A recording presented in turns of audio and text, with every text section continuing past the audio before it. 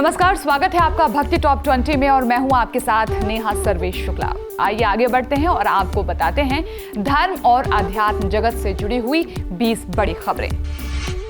काशी विश्वनाथ धाम से जुड़े मणिकर्णिका घाट की भी सूरत जल्द ही बदलेगी।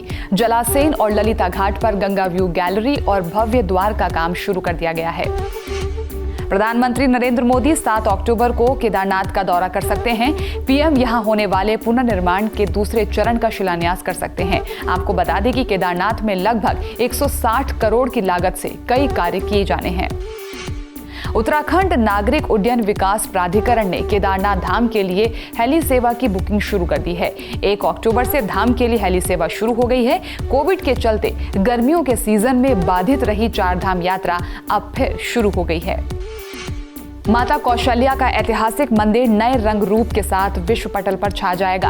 राजधानी से महज 25 किलोमीटर की दूरी पर चंद्रखुरी गांव में स्थित कौशल्या मंदिर के बारे में अब तक सिर्फ छत्तीसगढ़ के लोगों को ही जानकारी थी।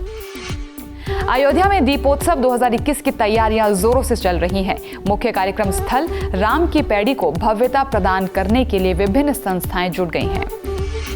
शिमला के संजौली स्थित ढींगू माता मंदिर जाने के लिए अब लोगों को सीढ़ियां नहीं चढ़नी पड़ेंगी। स्मार्ट सिटी प्रोजेक्ट के तहत संजौली से मंदिर तक एलिवेटर लगाने की योजना है।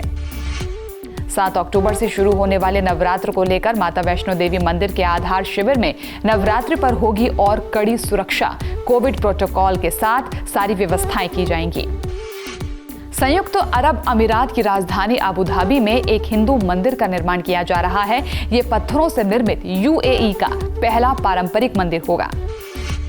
महाराष्ट्र में 7 अक्टूबर से मंदिरों को खोल दिया जाएगा। इसके साथ ही लोग 7 अक्टूबर से शिरडी मंदिर, मुंबा देवी मंदिर में देवी देवताओं के दर्शन करने जा सकेंगे। अब श्रद्धालु बिना ई पास के भी बद्रीनाथ और केदारनाथ के दर्शन कर सकेंगे। यात्रियों की सुविधाओं को देखते हुए शासन ने ऑफलाइन पास जारी करने का निर्णय लिया है। ग्वालियर में स्थित धरोहरों को सहेजने और पर्यटकों को जोड़ने की दिशा में पर्यटन विभाग काम कर रहा है। इसी क्रम में 7 करोड़ की लागत से ककन मठ के मंदिरों को संवारने की रूपरेखा तैयार की गई है। उम्मीद है कि 2022 की शुरुआत में इस पर काम शुरू हो जाएगा। 9 अक्टूबर से कोटकपुरा पंजाब में आरंभ होगी श्री खाटू श्याम कथा। 17 अक्टूबर तक चलने वाली इस कथा में राष्ट्रीय कथाकार मनोश्री जी महाराज रतनगढ़ वाले लोगों को देंगे धर्मनिष्ठ बनने की प्रेरणा। आप दोपहर 4 बजे से सत्संग चैनल पर इस कथा को देख सकते हैं। उत्तराखंड में चारधाम यात्रा को मंजूरी दिए जाने के बाद श्रद्धालुओं में जबरदस्त उत्साह देखा जा रहा है।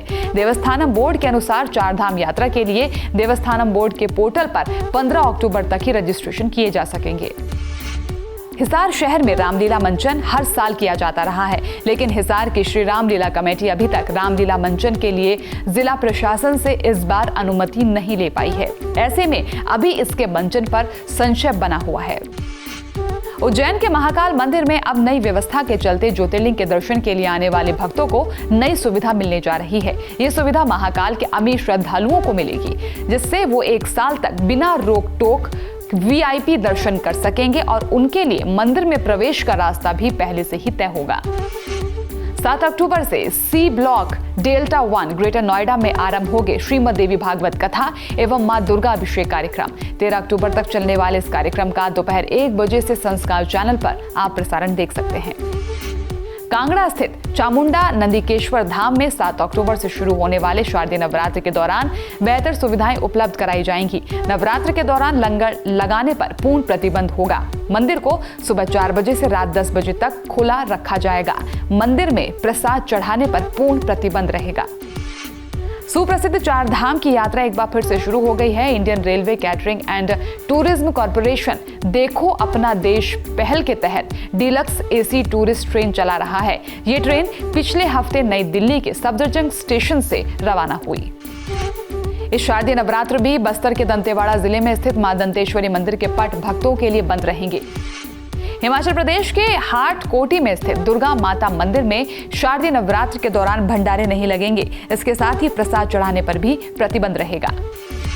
तो ये थी धर्म और आध्यात्म जगत से जुड़ी हुई 20 बड़ी खबरें। धर्म और आध्यात्म जगत से जुड़े हुए लेटेस्ट अपडेट्स को जानने के लिए आप हमें फेसबुक पर लाइक कर सकते हैं, ट्विटर पर फॉलो कर सकते हैं और यूट्यूब पर सब्सक्राइब भी कर सकते हैं।